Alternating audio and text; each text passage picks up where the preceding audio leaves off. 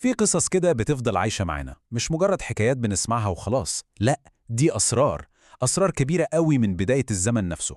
والنهاردة هنفتح مع بعض واحد من أكبر وأغمض الأسرار دي، قصة يأجوج ومأجوج والرعب اللي مستني العالم في آخر الزمان. طيب، إيه هو السر المرعب اللي مستنينا كلنا في نهاية الأيام؟ سؤال كبير، والإجابة بتاعته مرتبطة بقوم اسمهم يأجوج ومأجوج. والموضوع خلونا نتفق أكبر بكتير من مجرد أسطورة أو خيال. دي حكاية جذورها بتبدأ مع أول إنسان اتخلق على الأرض. طيب، خلينا نبدأ بأهم سؤال. مين هم أصلاً يأجوج ومأجوج دول؟ الإجابة ممكن تفاجئ ناس كتير، لأن أصلهم بيرجع لأول البشر، سيدنا آدم عليه السلام. أول حاجة لازم نعرفها ومهمة جدا، يأجوج ومأجوج دول بشر زينا تماما من ولاد سيدنا آدم. يعني مش جن ولا شياطين ولا كائنات فضائية زي ما ناس كتير ممكن تفتكر. الروايات بتقول إنهم من نسل يافث ابن سيدنا نوح. الفكرة كلها إنهم بشرية، بس بطبيعة وقوة، حاجة تانية خالص. وهنا بقى بتيجي الصدمة الحقيقية، الصدمة اللي بتوضح حجمهم عامل إزاي. في حديث نبوي بيقول إن من كل 1000 بني آدم واحد بس هيدخل الجنة، وال999 الباقيين هيكونوا من يأجوج ومأجوج. متخيلين الرقم؟ يعني لو في 1000 واحد 999 منهم من القوم دول، دي نسبة بتخلي أي تصور عن عددهم ولا حاجة. يعني الفكرة مش مجرد رقم وخلاص، لا، ده معناه إن أساس الرعب بتاعهم هو كترتهم دي، عددهم اللي فوق الخيال. ببساطة كده، عددهم مرعبة. طيب شكلهم إيه؟ في روايات قديمة حاولت توصفهم، بتقول إنهم أقصر من العادي، وشهم عريض، عينيهم صغيرة، شعرهم تقيل، وأجسامهم قوية جدا. بس مهم قوي نقول إن الأوصاف دي مش مؤكدة بنسبة 100%. اللي ثابت ومؤكد هو قوتهم الرهيبة وعددهم المهول، والأخطر من شكلهم كان اللي بيعملوه. وهنا ندخل في قلب الحكاية، الفساد اللي كانوا بيعملوه في الأرض والتدخل البطولي اللي حصل عشان يوقفهم. فسادهم ده ما كانش ليه حدود. كانوا بيدخلوا أي أرض، يقتلوا أي حد من غير سبب، يسرقوا اللي هم عايزينه، يدمروا الزرع والمحاصيل. يعني كانوا بيمحوا معالم الحياة في أي مكان يروحوه. كانوا عايشين من غير أي قانون أو رحمة أو دين. وفضلوا على الحال ده لحد ما وصلوا لأمم ضعيفة ومغلوبة على أمرها. الناس دي استنجدت ببطل عظيم، ملك صالح اتذكر في القرآن، اسمه ذو القرنين. صرختهم دي كانت بداية النهاية لمشكلتهم. قالوا له بالحرف: يا ذا القرنين، إن يأجوج ومأجوج مفسدون في الأرض. وهنا ذو القرنين أخذ قرار تاريخي، قال لهم أنا هساعدكم، بس أنتوا كمان لازم تساعدوني.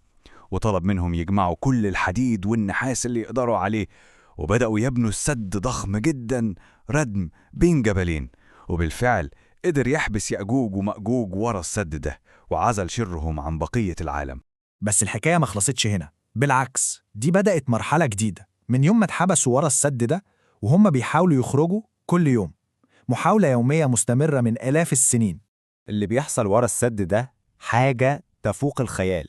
تخيلوا إن كل يوم يأجوج ومأجوج بيصحوا الصبح ويبدأوا يحفروا في السد ده بكل قوتهم وطاقتهم، من أول ما الشمس تطلع لحد ما تغرب وهم شغالين حفر عشان يكسروه. ولما يجي آخر اليوم والشمس بتغرب ويكونوا خلاص قربوا يفتحوا فيه فتحة، بيجي القائد بتاعهم ويقول لهم: خلاص كفاية كده، ارجعوا وبكرة هنكمل. بيقولها وهو واثق إن بكرة هو يوم الخروج. لكن وهنا العجيب، بإرادة ربنا سبحانه وتعالى، تاني يوم الصبح لما يرجعوا بيلاقوا السد رجع زي ما كان بالظبط، سليم تماما، كأنه لسه مبني امبارح. ويفضلوا في الدايرة دي، تعب ومجهود بيروح على الفاضي، لحد ما ربنا يأذن باليوم الموعود. خروجهم بقى مش مجرد حدث عادي، لا، ده علامة من علامات الساعة الكبرى. لما ميعاد نهاية العالم يقرب، ربنا هيأذن بخروجهم، وهنا هتبدأ واحدة من أكبر الفتن اللي هتشوفها البشرية. الأحداث هتكون سريعة جدا.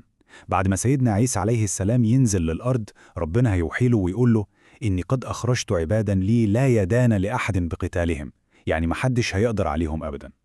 وفي اللحظة دي السد هينهار تماما، ويأجوج ومأجوج هيخرجوا زي الطوفان، سيل جارف بيغرق كل حاجة في سكته.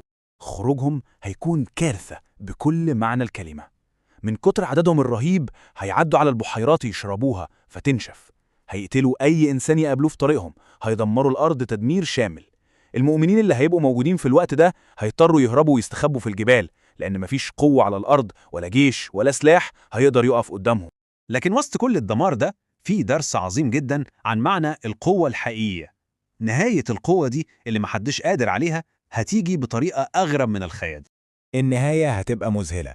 سيدنا عيسى والمؤمنين هيلجأوا لربنا ويدعوه يخلص العالم من الشر ده، وفي ليلة واحدة ربنا هيبعت عليهم دود صغير جدا اسمه النغف.